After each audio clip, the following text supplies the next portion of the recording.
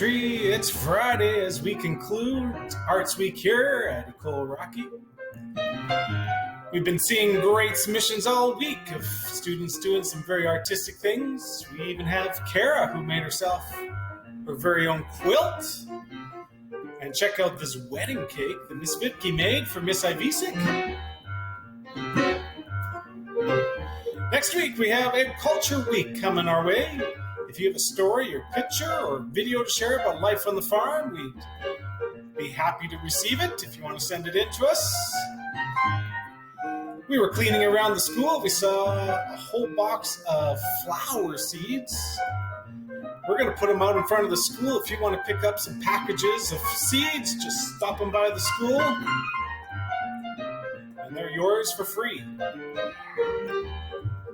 We've been recognizing Arts Week all week and having some fun with that. But it's also Mental Health Week. So once again, Miss Cinnamon is here with a great message about feeling our feelings.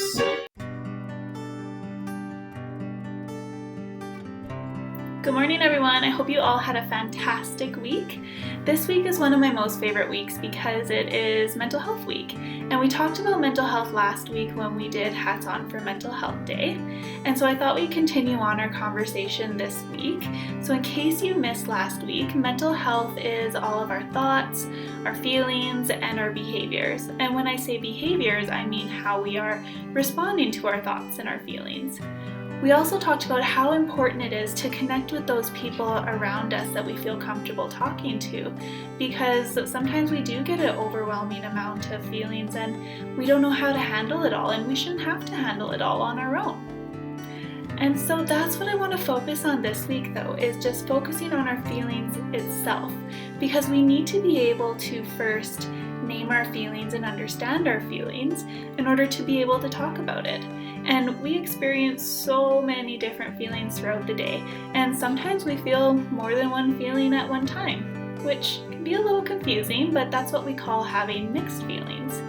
So before we look at how to deal with our feelings, we first need to be able to name that feeling and understand it, because once we do that, we can learn how to move through it and learn from that feeling, because nobody can teach us how to feel.